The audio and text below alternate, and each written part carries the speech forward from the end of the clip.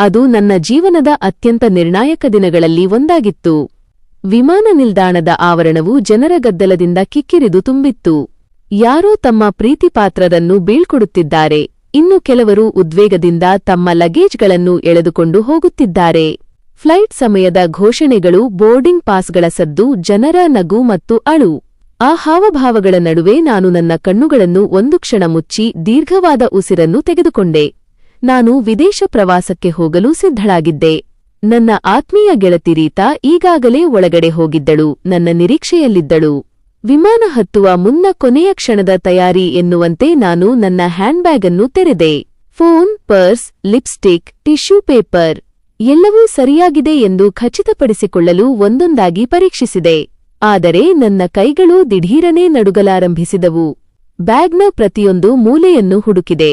ಆ ಜಿಪ್ಗಳನ್ನು ಮತ್ತೆ ಮತ್ತೆ ತೆರೆದಿದ್ದೇನೆ. ಆದರೆ ಎಲ್ಲವೂ ಇದೆ, ಕೇವಲ ಒಂದೇ ಒಂದು ವಸ್ತು ಇಲ್ಲ, ಅದು ನನ್ನ ಪಾಸ್ಪೋರ್ಟ್. ನನ್ನ ತಲೆ ಬಿಸಿಯಾಯಿತು. ಬೆವರು ಹನಿಗಳು ಹಣೆಯ ಮೇಲೆ ಜಾರಿದವು. ಸರಿ, ನೆನಪಿಸಿಕೊಳ್ಳಲು ಪ್ರಯತ್ನಿಸಿದೆ.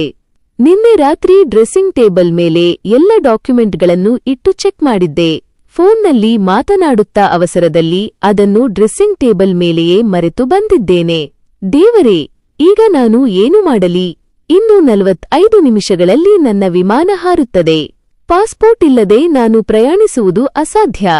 ನನ್ನ ಹೃದಯ ಬಡಿತ ವೇಗವಾಯಿತು. ಸುತ್ತಲೂ ನೋಡಿದೆ, ಯಾರಾದರೂ ಪರಿಚಯದವರು ಸಿಗುತ್ತಾರಾ ಎಂದು. ಆದರೆ ಅಲ್ಲಿರುವ ಸಾವಿರಾರು ಜನರಲ್ಲಿ ನನ್ನನ್ನು ಗುರುತಿಸುವವರು ಯಾರು? ಎಲ್ಲರೂ ತಮ್ಮದೇ ಲೋಕದಲ್ಲಿ ಮುಳುಗಿದ್ದಾರೆ. ಬೇರೆ ದಾರಿಯಿಲ್ಲದೆ ನಾನು ಕಾರನ್ನು ಸ್ಟಾರ್ಟ್ ಮಾಡಿದೆ.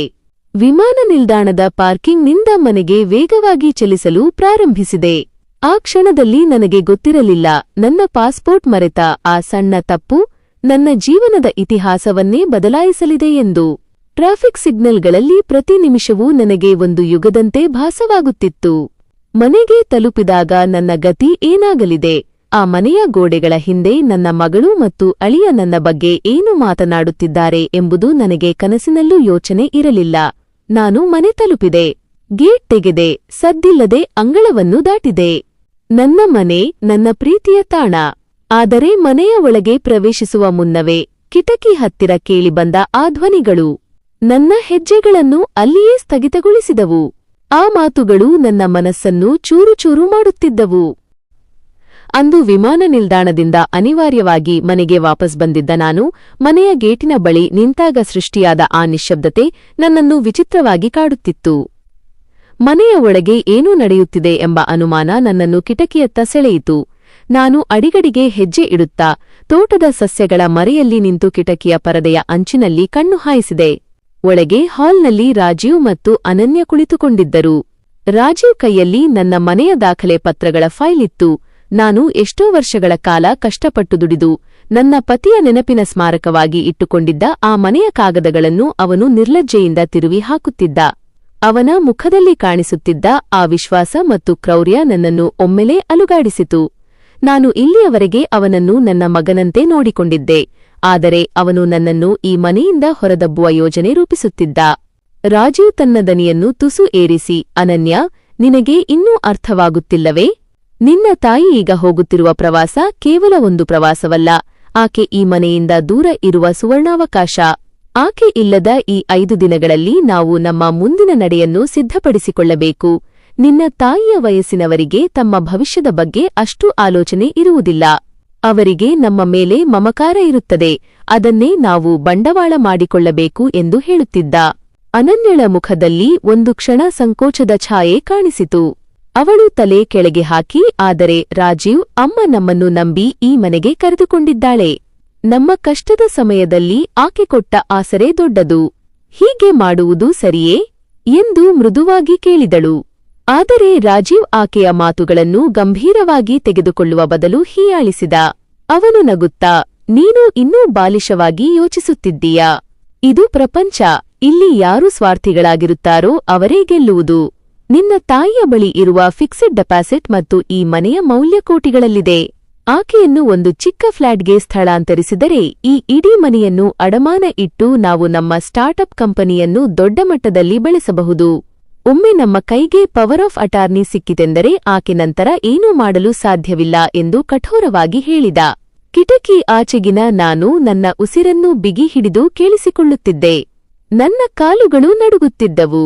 ನನ್ನದೇ ಮನೆಯಲ್ಲಿ ಕುಳಿತು ನನ್ನ ಕಷ್ಟದ ದುಡಿಮೆಯನ್ನು ಹೇಗೆ ಕಬಳಿಸಬೇಕು ಎಂದು ಯೋಜನೆ ಮಾಡುತ್ತಿರುವ ಅವರ ಮಾತುಗಳು ನನಗೆ ವಿಷದಂತೆ ಭಾಸವಾದವು.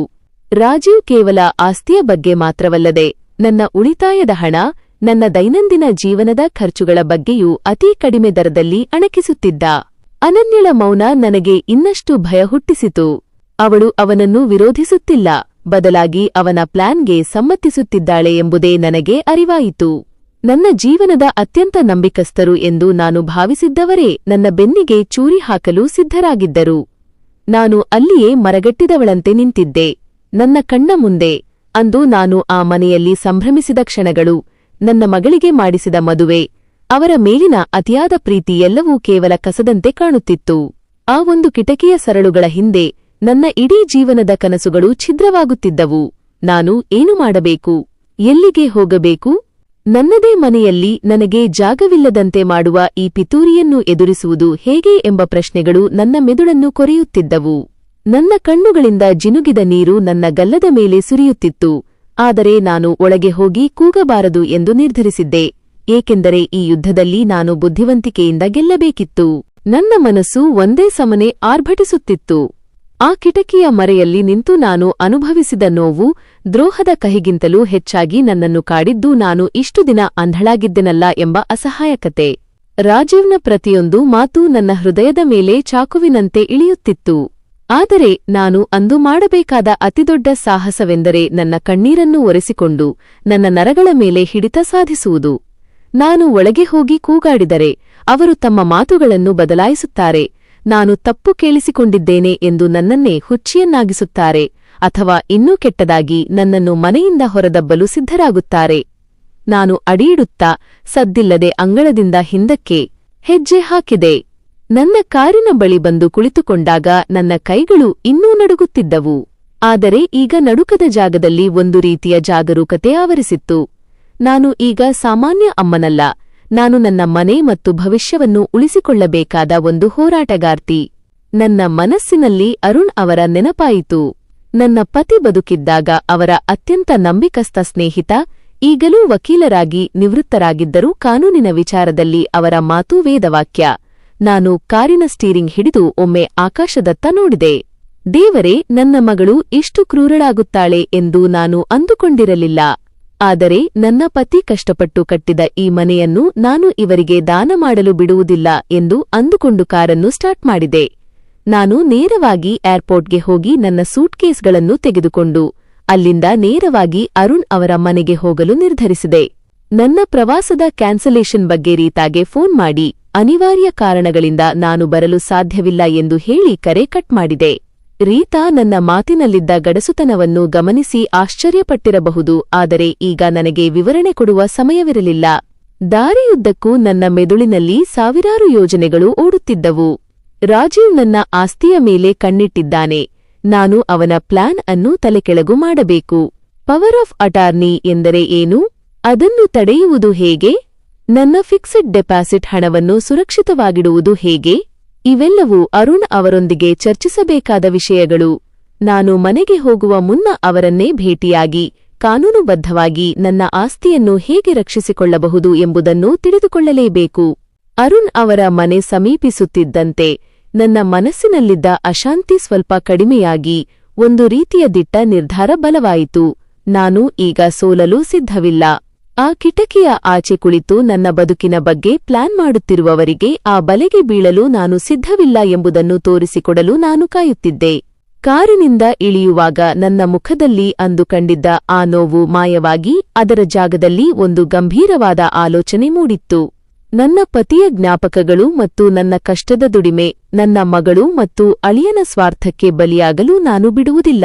ಅರುಣ್ ಅವರ ಮನೆಗೆ ಕಾಲಿರಿಸಿದಾಗ ನನ್ನ ಆಟ ಈಗ ಆರಂಭವಾಗುತ್ತಿದೆ ಎಂಬ ಅರಿವು ನನಗಿತ್ತು. ಅರುಣ್ ಅವರ ಮನೆಯ ಕದ ತಟ್ಟಿದಾಗ ನನ್ನ ಒಳಗೆ ನಡೆಯುತ್ತಿದ್ದ ಬಿರುಗಾಳಿ ಸ್ವಲ್ಪ ಮಟ್ಟಿಗೆ ಶಮನಗೊಂಡಿತ್ತು. ಬಾಗಿಲು ತೆರೆದ ಅರುಣ್, ನಾನು ಇಷ್ಟು ಬೇಗ, ಅದು ವಿಮಾನ ನಿಲ್ದಾಣಕ್ಕೆ ಹೋಗಬೇಕಾದವಳು, ಹೀಗೆ ಅಸ್ತವ್ಯಸ್ತವಾಗಿ ಬಂದಿರುವುದನ್ನು ನೋಡಿ ಬೆಚ್ಚಿಬಿದ್ದರು. ಅವರ ಮುಖದಲ್ಲಿನ ಆತಂಕವನ್ನು ಓದಬಲ್ಲವಳಾಗಿದ್ದೆ.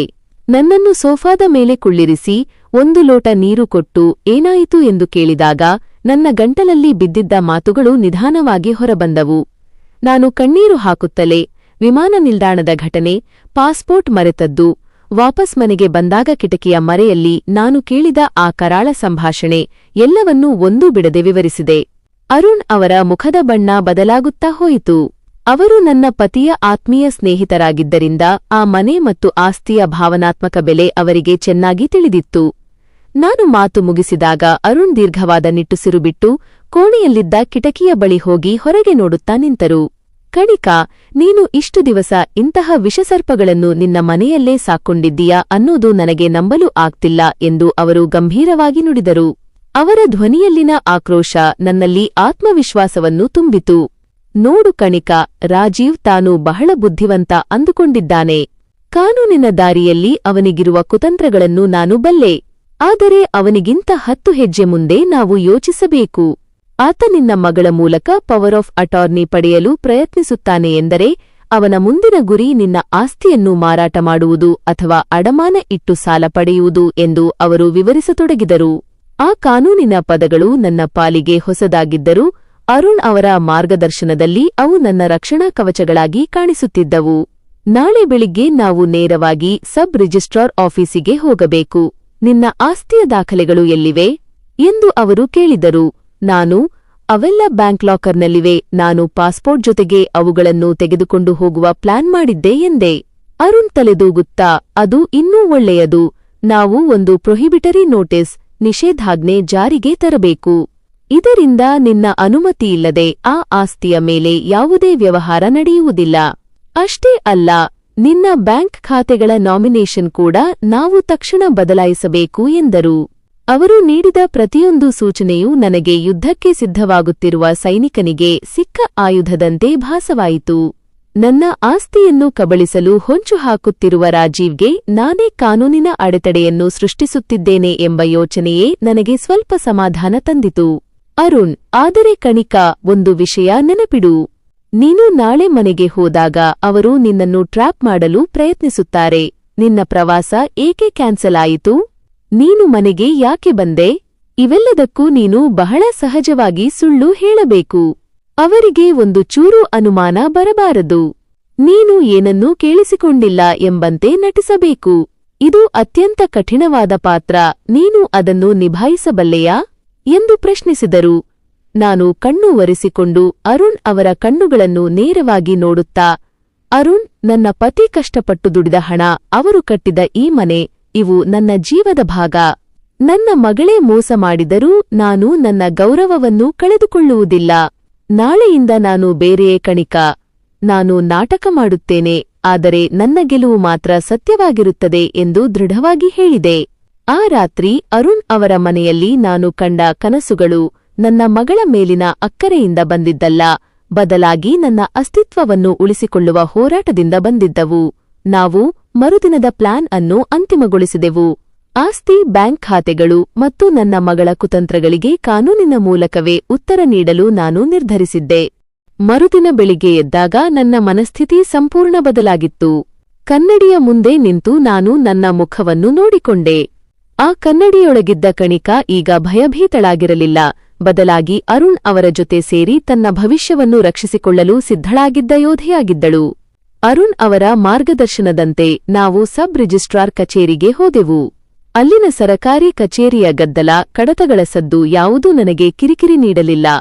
ನಾನು ನನ್ನ ಪತಿಯ ನೆನಪಿನ ಸ್ಮಾರಕವಾದ ಆ ಮನೆಯ ದಾಖಲೆಗಳನ್ನು ಅವರ ಮುಂದೆ ಇಟ್ಟಾಗ ನನ್ನ ಕೈಗಳು ನಡುಗುತ್ತಿರಲಿಲ್ಲ. ಕಾನೂನಿನ ಪ್ರಕಾರ ನನ್ನ ಆಸ್ತಿಯ ಮೇಲೆ ನನ್ನ ಅನುಮತಿಯಿಲ್ಲದೆ 1 ಇಂಚು ಜಾಗವನ್ನು ಯಾರೂ ಮಾರಾಟ ಮಾಡಲು ಸಾಧ್ಯವಿಲ್ಲ ಎಂಬ ಆದೇಶವನ್ನು ನಾವು ನೋಂದಣಿ ಮಾಡಿಸಿದೆವು. ಆ ಕ್ಷಣ ನನಗೆ ಸಿಕ್ಕ ತೃಪ್ತಿ ಅಪಾರವಾದದ್ದು. ರಾಜೀವ್ನ ಕುತಂತ್ರಗಳಿಗೆ ಕಾನೂನಿನ ಗೋಡೆಯನ್ನು ಕಟ್ಟಿದ್ದೆ. ಅಲ್ಲಿಂದ ನೇರವಾಗಿ ಬ್ಯಾಂಕ್ಗೆ ಹೋದೆವು.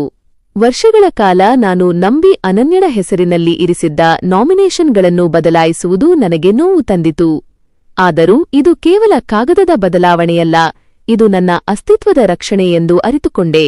ಅರುಣ್ ಅವರು ಎಲ್ಲವನ್ನೂ ಅಚ್ಚುಕಟ್ಟಾಗಿ ಪೂರೈಸಿ, ಈಗ ನೀನು ಧೈರ್ಯವಾಗಿ ಮನೆಗೆ ಹೋಗಬಹುದು ಕಣಿಕಾ ಯಾವುದೇ ಕಾರಣಕ್ಕೂ ರಾಜೀವ್ನ ಮಾತಿಗೆ ಮರುಳಾಗಬೇಡ ಎಂದು ಭರವಸೆ ನೀಡಿದರು. ಮನೆಗೆ ಹಿಂತಿರುಗುವಾಗ ನನ್ನಲ್ಲಿ ಒಂದು ರೀತಿಯ ಶಾಂತಿಯಿತ್ತು. ಮನೆಗೆ ತಲುಪಿದಾಗ ಮನೆಯ ಬಾಗಿಲು ತೆಗೆದ ತಕ್ಷಣ ಅನನ್ಯ ಆಶ್ಚರ್ಯದಿಂದ ಎದುರಾದಳು. ಅವಳ ಕಣ್ಣುಗಳಲ್ಲಿ ತಂದೆಯ ಬಗ್ಗೆ ಇದ್ದ ಅಕ್ಕರೆ ಮಾಯವಾಗಿ ಆಸ್ತಿಯ ಬಗ್ಗೆ ಇದ್ದ ದುರಾಸೆ ಇರುವುದನ್ನು ನಾನು ಸ್ಪಷ್ಟವಾಗಿ ಕಾಣುತ್ತಿದ್ದೆ. ಅಮ್ಮ, ನೀವಿನ್ನೂ ಹೋಗಿಲ್ವಾ? ವಿಮಾನ ನಿಲ್ದಾಣದಲ್ಲಿ ಏನಾಯ್ತು? ಪಾಸ್ಪೋರ್ಟ್ ಸಿಕ್ತಾ? ಎಂದು ಅವಳು ಪ್ರಶ್ನೆಗಳ ಸುರಿಮಳೆಗೈದಳು. ರಾಜೀವ್ ಕೂಡ ರೂಮಿನಿಂದ ಹೊರಬಂದು ನನ್ನನ್ನೇ ತೀಕ್ಷ್ಣವಾಗಿ ನೋಡುತ್ತಿದ್ದ. ಅವನ ಕಣ್ಣುಗಳಲ್ಲಿ ನಾನೇನಾದರೂ ಕೇಳಿಸಿಕೊಂಡಿದ್ದೇನಾ ಎಂಬ ಸಂಶಯವಿತ್ತು. ನಾನು ಬಹಳ ಸಹಜವಾಗಿ ಅರುಣ್ ಹೇಳಿಕೊಟ್ಟಂತೆಯೇ ನಟಿಸಲು ಶುರುಮಾಡಿದೆ. ಇಲ್ಲಮ್ಮ, ಫ್ಲೈಟ್ ಮಿಸ್ ಆಯ್ತು. ಪಾಸ್ಪೋರ್ಟ್ ಮರೆತಿದ್ದೆ. ವಾಪಸ್ ಬರುವಷ್ಟರಲ್ಲಿ ಟ್ರಾಫಿಕ್ ಜಾಮ್ ಆಗಿ ತುಂಬಾ ಲೇಟ್ ಆಯ್ತು. ರೀತಾಗೆ ಫೋನ್ ಮಾಡಿ ಹೇಳಿದೆ. ಅವಳು ಅಡ್ಜಸ್ಟ್ ಮಾಡಿಕೊಂಡು ಹೋದ್ಲು. ನನಗೆ ಈಗ ತುಂಬಾ ಸುಸ್ತಾಗಿದೆ, ಸ್ವಲ್ಪ ವಿಶ್ರಾಂತಿ ತೆಗೆದುಕೊಳ್ಳಬೇಕು ಎಂದು ಹೇಳಿ ನನ್ನ ಕೋಣೆಯ ಕಡೆಗೆ ಹೆಜ್ಜೆ ಹಾಕಿದೆ. ಅವರ ಮುಖದಲ್ಲಿ ಇದ್ದ ಆ ಸಂದೇಹವು ಒಂದೇ ಕ್ಷಣದಲ್ಲಿ ಮಾಯವಾಗಿ ದಡ್ಡತನದ ಲಕ್ಷಣಗಳು ಮೂಡಿದವು. ಪರವಾಗಿಲ್ಲ ಬಿಡಿಯಮ್ಮ, ನೀವು ಬಂದು ಹೋದ್ರಲ್ಲ, ಅದೇ ಸಾಕು ಎಂದು ಅನನ್ಯ ಹೇಳಿದಾಗ ನನಗೆ ನಗು ಬಂತು. ಅವರು ಅಂದುಕೊಂಡಂತೆ ನಾನು ಯಾವುದಕ್ಕೂ ಅರಿಯದ ಅಮಾಯಕಳಲ್ಲ. ಆ ದಿನದಿಂದ ನನ್ನ ಜೀವನದ ಹೊಸ ಅಧ್ಯಾಯ ಪ್ರಾರಂಭವಾಯಿತು. ಅವರು ನನ್ನ ಅಮ್ಮನಾಗಿ ನನ್ನನ್ನು ಗೌರವಿಸುತ್ತಿಲ್ಲ, ಬದಲಾಗಿ ಒಂದು ಬಲಿಪಶುವಾಗಿ ನೋಡುತ್ತಿದ್ದಾರೆ ಎಂದು ಗೊತ್ತಿದ್ದರೂ ನಾನು ಅವರನ್ನು ಎದುರಿಸಲು ಸಿದ್ಧಳಾಗಿದ್ದೆ. ಆ ಮನೆಯ 4 ಗೋಡೆಗಳ ಮಧ್ಯೆ ನಾನು ಒಂದು ನಾಟಕವನ್ನು ಆಡುತ್ತಿದ್ದೆ. ಆದರೆ ಆ ನಾಟಕದ ದಾರಿಯನ್ನು ನಾನು ನನ್ನ ಕೈಯಲ್ಲಿ ಹಿಡಿದಿದ್ದೆ. ಪ್ರತಿ ಕ್ಷಣವೂ ನನಗೆ ಒಂದು ಸವಾಲಾಗಿತ್ತು. ಆದರೆ ನನ್ನ ಆಸ್ತಿಯನ್ನು ಮತ್ತು ಸ್ವಾಭಿಮಾನವನ್ನು ಉಳಿಸಿಕೊಳ್ಳುವ ಹಂಬಲ ನನ್ನಲ್ಲಿನ ಅಳುಕನ್ನು ಸಂಪೂರ್ಣವಾಗಿ ತೊಡೆದು ಹಾಕಿತು. ಮನೆಗೆ ಬಂದ ಮಾರನೇ ದಿನ ವಾತಾವರಣದಲ್ಲಿ ಒಂದು ರೀತಿಯ ಕೃತಕ ಮೌನ ಆವರಿಸಿತ್ತು. ನಾನು ಅಂದುಕೊಂಡಂತೆ ಅವರು ನನ್ನನ್ನು ಅನುಮಾನಿಸುತ್ತಿರಲಿಲ್ಲ, ಬದಲಾಗಿ ನನ್ನ ಬಳಿ ಹೇಗೆ ಹಣವನ್ನು ಕಬಳಿಸಬಹುದು ಎಂಬುದರ ಬಗ್ಗೆ ಹೊಸ ಯೋಜನೆಗಳನ್ನು ರೂಪಿಸುತ್ತಿದ್ದರು. ನಾನು ನನ್ನ ಕೋಣೆಯಲ್ಲಿ ಪುಸ್ತಕ ಓದುತ್ತಾ ಕುಳಿತಿದ್ದೆ. ಆಗ ಬಾಗಿಲು ಸದ್ದಿಲ್ಲದೆ ತೆರೆಯಿತು. ರಾಜೀವ್ ಒಳಬಂದ. ಅವನ ಮುಖದಲ್ಲಿ ಎಂದೂ ಕಾಣದ ಒಂದು ವಿಧೇಯತೆ ಮತ್ತು ಮೃದುತ್ವ ಇತ್ತು. ಅದು ನನಗೆ ಆಶ್ಚರ್ಯವಾಯಿತು, ಏಕೆಂದರೆ ಅವನ ಅಸಲಿ ಮುಖವಾಡದ ಅಡಿಯಲ್ಲಿನ ಕ್ರೌರ್ಯ ನನಗೆ ಈಗಾಗಲೇ ತಿಳಿದಿತ್ತು. ಅಮ್ಮ, ನೀವು ಸ್ವಲ್ಪ ಬಿಡುವಾಗಿದ್ದೀರಾ? ನಿಮ್ಮ ಜೊತೆ ಒಂದು ಮುಖ್ಯವಾದ ವಿಷಯ ಮಾತನಾಡಬೇಕಿತ್ತು ಎಂದು ರಾಜೀವ್ ಮೆಲ್ಲಗೆ ಹೇಳಿದ. ನಾನು ಪುಸ್ತಕವನ್ನು ಕೆಳಗಿಟ್ಟು ಅವನತ್ತ ನೋಡುತ್ತಾ, ಹೇಳು ರಾಜೀವ್, ಏನದು ಎಂದು ಕೇಳಿದೆ. ಅವನು ನನ್ನ ಮುಂದೆ ಬಂದು ಕುಳಿತುಕೊಂಡು ಬಹಳ ಕಾಳಜಿಯಿದ್ದವನಂತೆ ನಟಿಸುತ್ತಾ ಮಾತನಾಡಲು ಪ್ರಾರಂಭಿಸಿದ. ಅಮ್ಮ, ನಾವು ಆಫೀಸ್ ಕೆಲಸದ ನಡುವೆ ಒಂದು ಹೊಸ ಸ್ಟಾರ್ಟ್ಅಪ್ ಶುರು ಮಾಡಬೇಕು ಎಂದುಕೊಂಡಿದ್ದೇವೆ. ಟೆಕ್ನಾಲಜಿ ಕ್ಷೇತ್ರದಲ್ಲಿ ಈಗ ತುಂಬಾ ಸ್ಕೋಪ್ ಇದೆ. ನಾನು ಮತ್ತು ಅನನ್ಯ ಅದಕ್ಕಾಗಿ ಹಗಲಿರುಳು ಕಷ್ಟಪಡುತ್ತಿದ್ದೇವೆ. ಆದರೆ ಮೊದಲ ಹಂತದ ಬಂಡವಾಳಕ್ಕೆ ಸ್ವಲ್ಪ ಕೊರತೆಯಾಗಿದೆ ಎಂದು ಹೇಳಿ ನನ್ನ ಮುಖವನ್ನೇ ಕಾತರದಿಂದ ನೋಡಿದ. ನನ್ನ ಮನಸ್ಸು ನಗುತ್ತಿತ್ತು. ಅವರು ಇಷ್ಟೊಂದು ಬೇಗ ನನ್ನ ಹಣದ ಮೇಲೆ ದಾಳಿ ಮಾಡುತ್ತಾರೆಂದು ನನಗೆ ಗೊತ್ತು. ಆದರೆ ನಾನು ನನ್ನ ಅರುಣ್ ಅವರ ತರಬೇತಿಯನ್ನು ಮರೆಯಬಾರದು. ನಾನು ಸ್ವಲ್ಪ ಗಂಭೀರವಾದ ಮುಖ ಮಾಡಿ, ಬಿಸಿನೆಸ್ ಅಂದ ತಕ್ಷಣ ನನಗೆ ಸ್ವಲ್ಪ ಭಯವಾಗುತ್ತದೆ ರಾಜೀವ್. ಈಗಿನ ದಿನಗಳಲ್ಲಿ ಎಲ್ಲವೂ ಅನಿಶ್ಚಿತ. ನೀವು ಯಾವುದಾದರೂ ಇನ್ವೆಸ್ಟರ್ಗಳನ್ನು ನೋಡಬಾರದಾ ಎಂದು ಕೇಳಿದೆ. ಅದಕ್ಕೆ ರಾಜೀವ್ ತಕ್ಷಣ ಪ್ರತಿಕ್ರಿಯಿಸಿ, ಇನ್ವೆಸ್ಟರ್ಗಳು ಸಿಗುತ್ತಾರೆ ಅಮ್ಮ, ಆದರೆ ಅದಕ್ಕೆ ನಾವು ಬಡ್ಡಿ ಕೊಡಬೇಕು. ಅದಕ್ಕಿಂತ ನಮ್ಮ ಕುಟುಂಬದ ಹಣವನ್ನೇ ಬಳಸಿಕೊಂಡು ಬಿಸಿನೆಸ್ ಬೆಳೆಸಿದರೆ ಆ ಲಾಭ ಕೂಡ ನಮಗೆ ಉಳಿಯುತ್ತದೆ. ನೀವು ನಮಗೆ ಸ್ವಲ್ಪ ಹಣದ ನೆರವು ನೀಡಿದರೆ ನಾವು ನಿಮಗೆ ಬಡ್ಡಿಯೊಂದಿಗೆ ಹಣ ವಾಪಸ್ ಮಾಡುತ್ತೇವೆ. ಅಲ್ಲದೆ ಇದರಿಂದ ಅನನ್ಯಳಿಗೆ ಮತ್ತು ನನಗೆ ಭವಿಷ್ಯದಲ್ಲಿ ಒಂದು ಸ್ಥಿರತೆ ಸಿಗುತ್ತದೆ ಎಂದು ಭಾವನಾತ್ಮಕವಾಗಿ ಮಾತನಾಡಿದ. ಅವನು ನನ್ನ ಹಣದ ಮೇಲೆ ಕಣ್ಣಿಟ್ಟಿದ್ದಾನೆ ಎಂಬುದು ಸ್ಪಷ್ಟವಾಗಿತ್ತು. ನಾನು ಎಷ್ಟು ಹಣ ಬೇಕು ಎಂದು ಕೇಳಿದೆ. ಅವನು ಸ್ವಲ್ಪವೂ ತಡವಡಿಸದೆ, 5 ಲಕ್ಷ ಅಮ್ಮ, ಕೇವಲ 5 ಲಕ್ಷ. ಇದು ನಮಗೆ ಮೊದಲ ಹಂತದ ಕೆಲಸಗಳಿಗೆ ಸಾಕು ಎಂದ. ಅವನ ಕಣ್ಣುಗಳಲ್ಲಿನ ಆಸೆ ನನಗೆ ಸುಸ್ಪಷ್ಟವಾಗಿ ಕಾಣುತ್ತಿತ್ತು. ನಾನು ಅವನತ್ತ ನೋಡಿ, ಇದು ದೊಡ್ಡ ಮೊತ್ತ ರಾಜೀವ್. ನಾನು ನನ್ನ ಬ್ಯಾಂಕ್ ಮ್ಯಾನೇಜರ್ ಹತ್ತಿರ ಮಾತಾಡಬೇಕು. ಅವರ ಸಲಹೆಯಿಲ್ಲದೆ ನಾನು ಇಷ್ಟೊಂದು ದೊಡ್ಡ ಹಣವನ್ನು ಡ್ರಾ ಮಾಡುವುದಿಲ್ಲ. ಅಲ್ಲದೆ ಈಗಿರುವ ಬ್ಯಾಂಕ್ ನಿಯಮಗಳ ಪ್ರಕಾರ ನನಗೆ ಸ್ವಲ್ಪ ಸಮಯ ಬೇಕು ಎಂದು ಹೇಳಿದೆ. ಅವನ ಮುಖದಲ್ಲಿನ ವಿಶ್ವಾಸ ಸ್ವಲ್ಪ ಅಲುಗಾಡಿತು. ಅಮ್ಮ, ಮ್ಯಾನೇಜರ್ನ ಕೇಳುವ ಅಗತ್ಯವೇನಿದೆ? ಇದು ನಮ್ಮ ನಡುವಿನ ವಿಷಯವಲ್ಲವೇ ಎಂದು ಅವನು ಒತ್ತಾಯಿಸಲು ಪ್ರಯತ್ನಿಸಿದ. ಆದರೆ ನಾನು ಶಾಂತವಾಗಿ, ಇಲ್ಲ ರಾಜೀವ್, ನನ್ನ ಹಣಕಾಸಿನ ವಿಷಯದಲ್ಲಿ ನಾನು ಯಾವಾಗಲೂ ಶಿಸ್ತಿನಿಂದ ಇರುತ್ತೇನೆ. ನೀವು ಆಲೋಚಿಸಿ, ನಾನು ನಾಳೆ ಅಥವಾ ನಾಡಿದ್ದು ಮ್ಯಾನೇಜರ್ ಜೊತೆ ಮಾತಾಡಿ ನಿಮಗೆ ತಿಳಿಸುತ್ತೇನೆ ಎಂದು ವಿಷಯವನ್ನು ಮುಗಿಸಿದೆ. ಅವನು ಅಲ್ಲಿಂದ ಹೊರಬಂದಾಗ ಅವನ ಮುಖದಲ್ಲಿನ ಅಸಮಾಧಾನ ಮತ್ತು ಕೋಪವನ್ನು ನಾನು ಕಿಟಕಿಯಿಂದ ಗಮನಿಸಿದೆ. ರಾಜೀವ್ನ ಮೊದಲ ದಾಳಿಯನ್ನು ನಾನು ಚಾಣಾಕ್ಷತನದಿಂದ ತಡೆದಿದ್ದೆ. ಅವನು ಅಂದುಕೊಂಡಂತೆ ನಾನು ಅವನ ಮಾತಿಗೆ ಮರುಳಾಗುವುದಿಲ್ಲ ಎಂಬ ಸತ್ಯ ಅವನಿಗೆ ನಿಧಾನವಾಗಿ ಅರ್ಥವಾಗುತ್ತಿತ್ತು. ಆ ಕ್ಷಣ ನನಗೆ ಸಿಕ್ಕಿದ ಆತ್ಮವಿಶ್ವಾಸ ಯಾವುದೇ ಯುದ್ಧ ಗೆದ್ದಿದ್ದಕ್ಕಿಂತ ಕಡಿಮೆ ಇರಲಿಲ್ಲ. ನಾನು ನನ್ನ ಹಣವನ್ನು ಮತ್ತು ನನ್ನ ತೀರ್ಮಾನವನ್ನು ಬಿಗಿಯಾಗಿ ಹಿಡಿದುಕೊಂಡಿದ್ದೆ. ರಾಜೀವ್ನ ಹಣದ ಬೇಡಿಕೆಯನ್ನು ತಿರಸ್ಕರಿಸಿದ ನಂತರ ಮನೆಯ ವಾತಾವರಣವು ಸಂಪೂರ್ಣವಾಗಿ ಬದಲಾಯಿತು. ರಾಜೀವ್ನ ಮುಖವಾಡವು ಮೊದಲಿನಷ್ಟು ಗಟ್ಟಿಯಾಗಿರಲಿಲ್ಲ. ನಾನು ಅವನ ಮಾತಿಗೆ ಮಣಿಯಲಿಲ್ಲ ಎಂಬ ಅಸಮಾಧಾನವು ಅವನ ಪ್ರತಿಯೊಂದು ಚಲನೆಯಲ್ಲಿಯೂ ಎದ್ದು ಕಾಣುತ್ತಿತ್ತು. ಮೊದಲಿನ ಹಾಗೆ ಅವನು ಅಷ್ಟೊಂದು ಮೃದುವಾಗಿ ಮಾತನಾಡುತ್ತಿರಲಿಲ್ಲ. ಅವನ ನಡವಳಿಕೆಯಲ್ಲಿ ಒರಟುತನ ಹೆಚ್ಚಾಗುತ್ತಿತ್ತು. ಅನನ್ಯಳ ಪರಿಸ್ಥಿತಿಯೂ ಅಷ್ಟೇ. ಅವಳು ತನ್ನ ಗಂಡನ ಒತ್ತಡಕ್ಕೆ ಮಣಿದು ನನ್ನನ್ನು ಹೀಯಾಳಿಸುವುದು ಅಥವಾ ದೂರವಿಡುವುದು ಹೆಚ್ಚಾಗಿತ್ತು. ನನ್ನದೇ ಮನೆಯಲ್ಲಿ ನನ್ನ ಉಪಸ್ಥಿತಿಯೇ ಅವರಿಗೆ ಒಂದು ದೊಡ್ಡ ತೊಂದರೆಯಾಗಿ ಪರಿಣಮಿಸಿತ್ತು. ಊಟದ ಸಮಯದಲ್ಲಿ ಒಂದು ರೀತಿಯ ಮೌನ ಆವರಿಸುತ್ತಿತ್ತು. ಅಮ್ಮ, ನೀವು ಸ್ವಲ್ಪ ಆಲೋಚಿಸಬಾರದೆ? ರಾಜೀವ್ ಅಷ್ಟೊಂದು ಕಷ್ಟಪಟ್ಟು ಬಿಸಿನೆಸ್ ಪ್ಲಾನ್ ಮಾಡುತ್ತಿದ್ದಾರೆ, ನೀವು ಸ್ವಲ್ಪ ಸಹಾಯ ಮಾಡಿದರೆ ಏನಾಗುತ್ತದೆ ಎಂದು ಅನನ್ಯ ಆಗಾಗ ಕೇಳುತ್ತಿದ್ದಳು. ನಾನು ಶಾಂತವಾಗಿ, ನಾನು ಈಗಾಗಲೇ ಹೇಳಿದ್ದೀನಲ್ಲ, ಅನನ್ಯ ಹಣದ ವಿಷಯದಲ್ಲಿ ನಾನು ಬ್ಯಾಂಕ್ ಮ್ಯಾನೇಜರ್ ಜೊತೆ ಮಾತಾಡದೆ ಯಾವುದೇ ನಿರ್ಧಾರ ತೆಗೆದುಕೊಳ್ಳುವುದಿಲ್ಲ. ನಮ್ಮ ಭವಿಷ್ಯದ ದೃಷ್ಟಿಯಿಂದ ಇದು ಒಳ್ಳೆಯದಲ್ಲವೇ ಎಂದು ಸಮರ್ಥಿಸಿಕೊಳ್ಳುತ್ತಿದ್ದೆ. ಅವರು ನನ್ನ ಮಾತಿನ ಗಂಭೀರತೆಯನ್ನು ಅರ್ಥಮಾಡಿಕೊಳ್ಳುತ್ತಿರಲಿಲ್ಲ. ಬದಲಾಗಿ ನನ್ನ ಮೇಲೆ ತೀವ್ರವಾದ ಕೋಪವನ್ನು ತೋರಿಸುತ್ತಿದ್ದರು. ರಾಜೀವ್ ತನ್ನ ಕೋಣೆಯಲ್ಲಿ ಅಷ್ಟೊಂದು ಸಮಯ ಕಳೆಯಲು ಪ್ರಾರಂಭಿಸಿದ. ನಾನು ಹಾಲಿನಲ್ಲಿ ಟಿವಿ ನೋಡುತ್ತಾ ಕುಳಿತರೆ ಅವನು ನೇರವಾಗಿ ತನ್ನ ಕೋಣೆಗೆ ಹೋಗಿ ಬಾಗಿಲು ಹಾಕಿಕೊಳ್ಳುತ್ತಿದ್ದ. ನನ್ನ ಜೊತೆ ಮಾತುಕತೆ ಸಂಪೂರ್ಣವಾಗಿ ನಿಂತು ಹೋಗಿತ್ತು. ಒಂದು ದಿನ ರಾತ್ರಿ ನಾನು ಅಡುಗೆ ಮನೆಯಲ್ಲಿ ಕೆಲಸ ಮಾಡುತ್ತಿದ್ದಾಗ ಅವರು ತಮ್ಮ ಕೋಣೆಯಲ್ಲಿ ಮಾತನಾಡುತ್ತಿರುವುದು ಕೇಳಿಸಿತು. ಗೋಡೆಗಳು ತೆಳುವಾಗಿದ್ದರಿಂದ ಅವರ ದನಿ ಸ್ಪಷ್ಟವಾಗಿ ಕೇಳಿಸುತ್ತಿತ್ತು. ರಾಜೀವ್ ಸಿಟ್ಟಿನಿಂದ, ನಿಮ್ಮ ಅಮ್ಮನಿಗೆ ಅಹಂಕಾರ ಜಾಸ್ತಿಯಾಗಿದೆ.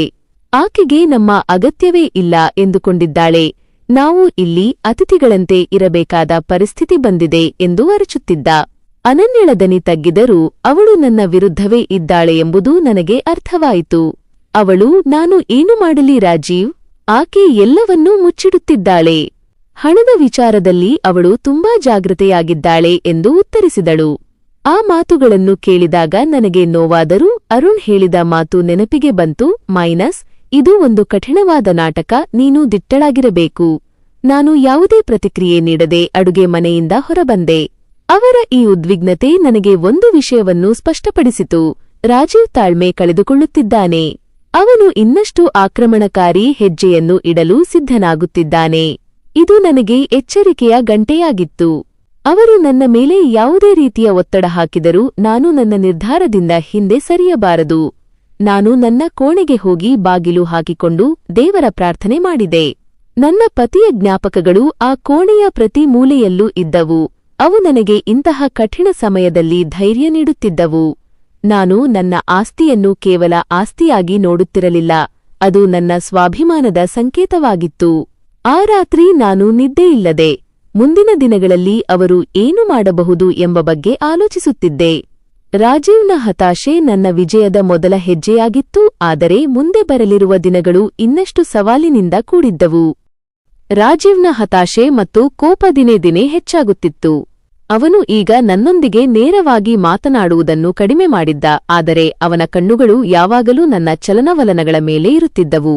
ನಾನು ಎಲ್ಲಿಗೆ ಹೋಗುತ್ತೇನೆ, ಯಾರೊಂದಿಗೆ ಮಾತನಾಡುತ್ತೇನೆ, ಯಾವ ಕಾಗದಗಳನ್ನು ಮುಟ್ಟುತ್ತೇನೆ ಎಂಬುದರ ಮೇಲೆ ಅವನು ಹದ್ದಿನ ಕಣ್ಣಿಟ್ಟಿದ್ದ. ಇದು ನನಗೆ ಇನ್ನಷ್ಟು ಎಚ್ಚರಿಕೆ ತಂದಿತ್ತು. ನಾನು ಮನೆಯಲ್ಲಿದ್ದಾಗ ನನ್ನ ಹಣದ ದಾಖಲೆಗಳನ್ನು ಎಲ್ಲೂ ಬಿಡುತ್ತಿರಲಿಲ್ಲ.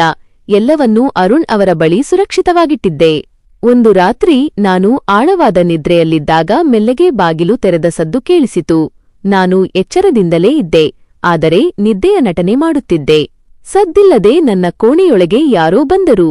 ಆ ಕತ್ತಲಲ್ಲಿ ನನಗೆ ಸ್ಪಷ್ಟವಾಗಿ ಕಾಣಿಸುತ್ತಿರಲಿಲ್ಲ, ಆದರೆ ಅವರ ಹೆಜ್ಜೆ ಗುರುತು ಮತ್ತು ಉಸಿರಾಟದ ಶಬ್ದವನ್ನು ಗಮನಿಸಿದಾಗ ಅದು ರಾಜೀವ್ ಎಂದು ಖಚಿತವಾಯಿತು. ಅವನು ನನ್ನ ಡ್ರೆಸ್ಸಿಂಗ್ ಟೇಬಲ್ ಬಳಿ ಹೋಗಿ ಡ್ರಾಯರ್ಗಳನ್ನು ಒಂದೊಂದಾಗಿ ಸದ್ದಿಲ್ಲದೆ ತೆರೆಯತೊಡಗಿದ. ಅವನು ಯಾವುದೋ ಮುಖ್ಯವಾದ ಕಾಗದಕ್ಕಾಗಿ ಅಥವಾ ನನ್ನ ಬ್ಯಾಂಕ್ ಪಾಸ್ಬುಕ್ಗಳಿಗಾಗಿ ಹುಡುಕಾಟ ನಡೆಸುತ್ತಿದ್ದ. ನನ್ನ ಹೃದಯ ಬಡಿತ ಹೆಚ್ಚಾಗುತ್ತಿತ್ತು, ಆದರೆ ನಾನು ಅಲುಗಾಡಲಿಲ್ಲ. ನನ್ನ ಕಣ್ಣುಗಳನ್ನು ಅರ್ಧ ತೆರೆದು ನೋಡಿದಾಗ ಅವನು ಲೈಟ್ ಹಾಕದೆ ತನ್ನ ಮೊಬೈಲ್ ಫೋನ್ ಬೆಳಕಿನಲ್ಲಿ ತಡಕಾಡುತ್ತಿದ್ದ. ಆತ ಹುಡುಕುತ್ತಿರುವುದು ಸಿಗುವುದಿಲ್ಲ ಎಂದು ನನಗೆ ಗೊತ್ತು, ಏಕೆಂದರೆ ನಾನು ಅರುಣ್ ಅವರ ಮಾತಿನಂತೆ ಮನೆಯಲ್ಲಿ ಯಾವುದೇ ಮುಖ್ಯವಾದ ದಾಖಲೆಗಳನ್ನು ಇಟ್ಟಿರಲಿಲ್ಲ. ಸುಮಾರು 10 ನಿಮಿಷಗಳ ಕಾಲ ಹುಡುಕಾಡಿದ ನಂತರ ಅವನಿಗೆ ಏನೂ ಸಿಗದಿದ್ದಾಗ ಅವನು ಅಸಮಾಧಾನದಿಂದ ಗೊಣಗುತ್ತಾ ಕೋಣೆಯಿಂದ ಹೊರಬಂದ. ಅವನು ಹೋಗುವಾಗ ಕೋಣೆಯ ಬಾಗಿಲನ್ನು ಸದ್ದಿಲ್ಲದೆ ಮುಚ್ಚಿದನು. ಅವನು ಹೋದ ನಂತರ ನಾನು ಎದ್ದು ಕೂತೆ. ನನ್ನಲ್ಲಿ ಭಯಕ್ಕಿಂತಲೂ ಒಂದು ರೀತಿಯ ಸಿಟ್ಟು ಹುಟ್ಟಿಕೊಂಡಿತು. ಇವನು ಕೇವಲ ಹಣಕ್ಕಾಗಿ ನನ್ನ ಮನೆಯಲ್ಲಿ ಕಳ್ಳತನಕ್ಕೂ ಇಳಿಯಬಲ್ಲ ವ್ಯಕ್ತಿ ಎಂಬುದನ್ನು ನಾನು ಅರಿತುಕೊಂಡೆ. ನಾಳೆ ನಾನು ಎದ್ದು ಅವರಿಗೆ ಏನೂ ಗೊತ್ತಿಲ್ಲದಂತೆ ನಟಿಸಬೇಕು. ಅವನು ಈ ರೀತಿ ರಾತ್ರಿಯಲ್ಲಿ ಬಂದು ಕಳ್ಳತನ ಮಾಡಲು ಪ್ರಯತ್ನಿಸುತ್ತಿದ್ದಾನೆ ಎಂದರೆ ಅವನು ಕಾನೂನುಬಾಹಿರ ಕೆಲಸಕ್ಕೂ ಹಿಂಜರಿಯುವುದಿಲ್ಲ ಎಂದು ಅರ್ಥ. ಈ ವಿಚಾರವನ್ನು ನಾನು ಅರುಣ್ ಅವರಿಗೆ ತಿಳಿಸಬೇಕಿತ್ತು. ಮರುದಿನ ಬೆಳಿಗ್ಗೆ ಅಡುಗೆ ಮನೆಯಲ್ಲಿ ರಾಜೀವ್ ಮತ್ತು ಅನನ್ಯ ಲಘು ಉಪಹಾರ ಸೇವಿಸುತ್ತಿದ್ದರು. ರಾಜೀವ್ ನನ್ನತ್ತ ನೋಡಿ, ಅಮ್ಮ, ನಿನ್ನೆ ರಾತ್ರಿ ತುಂಬಾ ಸದ್ದು ಕೇಳಿಸಿತು, ನಿಮಗೆ ನಿದ್ದೆ ಚೆನ್ನಾಗಿ ಬಂತಾ ಎಂದು ಕುಹಕದನಗೆ ನಕ್ಕ. ನಾನು ಏನೂ ಅರಿಯದವಳಂತೆ, ಹೌದು ರಾಜೀವ್, ತುಂಬಾ ಚೆನ್ನಾಗಿ ನಿದ್ದೆ ಬಂತು. ಬಹುಶಃ ನೀವು ಕಿಟಕಿ ಸದ್ದು ಕೇಳಿರಬಹುದು, ಗಾಳಿ ತುಂಬಾ ಜೋರಾಗಿತ್ತು ಅಲ್ವಾ ಎಂದು ಹೇಳಿ ಮುಗುಳ್ನಕ್ಕಿದೆ. ಅವನ ಮುಖದಲ್ಲಿನ ಹತಾಶೆ ಮತ್ತೆ ಎದ್ದು ಕಾಣಿಸಿತು. ನಾನು ನನ್ನ ದಾರಿಯಲ್ಲಿ ನಿರ್ಭೀತಳಾಗಿ ಮುಂದುವರಿಯುತ್ತಿದ್ದೆ. ಅವರು ನನ್ನನ್ನು ಹೆದರಿಸಲು ಪ್ರಯತ್ನಿಸುತ್ತಿದ್ದರು, ಆದರೆ ನಾನು ಅವರನ್ನು ಮಾನಸಿಕವಾಗಿ ಸೋಲಿಸುತ್ತಿದ್ದೆ. ನಾನು ಆ ದಿನ ಮಧ್ಯಾಹ್ನ ಅರುಣ್ ಅವರನ್ನು ಭೇಟಿಯಾಗಿ ಈ ಘಟನೆಯನ್ನು ತಿಳಿಸಿದೆ. ಅವರು ಗಂಭೀರವಾಗಿ, ಕಣಿಕಾ, ಈಗ ಪರಿಸ್ಥಿತಿ ಮಿತಿಮೀರಿದೆ. ನಾವು ಮುಂದಿನ ಹೆಜ್ಜೆಯನ್ನು ಬಹಳ ಎಚ್ಚರಿಕೆಯಿಂದ ಇಡಬೇಕು. ಅವನು ಇನ್ನಷ್ಟು ಅಪಾಯಕಾರಿ ಕೆಲಸ ಮಾಡಲು ಹಿಂಜರಿಯುವುದಿಲ್ಲ. ಮನೆಯಲ್ಲಿ ಸಿಸಿಟಿವಿ ಕ್ಯಾಮೆರಾಗಳನ್ನು ಅಳವಡಿಸುವುದು ಸೂಕ್ತ ಎಂದರು. ರಾಜೀವ್ನ ಈ ಕಳ್ಳತನದ ಪ್ರಯತ್ನ ನನ್ನ ಪಾಲಿಗೆ ಅವನ ವಿರುದ್ಧದ ದೂರು ದಾಖಲಿಸಲು ಒಂದು ಪ್ರಬಲ ಸಾಕ್ಷಿಯಾಗಿ ಮಾರ್ಪಟ್ಟಿತ್ತು. ನಾನು ಈಗ ಕೇವಲ ರಕ್ಷಣಾತ್ಮಕವಾಗಿ ಆಡುತ್ತಿರಲಿಲ್ಲ, ಆಟವನ್ನು ತಿರುಗಿಸುವ ಸಮಯ ಹತ್ತಿರವಾಗುತ್ತಿತ್ತು. ಅರುಣ್ ಅವರ ಸಲಹೆಯಂತೆ ನಾನು ಮನೆಯಲ್ಲಿ ಸಿಸಿಟಿವಿ ಕ್ಯಾಮೆರಾಗಳನ್ನು ಅಳವಡಿಸಲು ನಿರ್ಧರಿಸಿದೆ. ಆದರೆ ರಾಜೀವ್ ಮತ್ತು ಅನನ್ಯರಿಗೆ ಅನುಮಾನ ಬಾರದಂತೆ ಇದನ್ನು ಮಾಡುವುದು ದೊಡ್ಡ ಸವಾಲಾಗಿತ್ತು.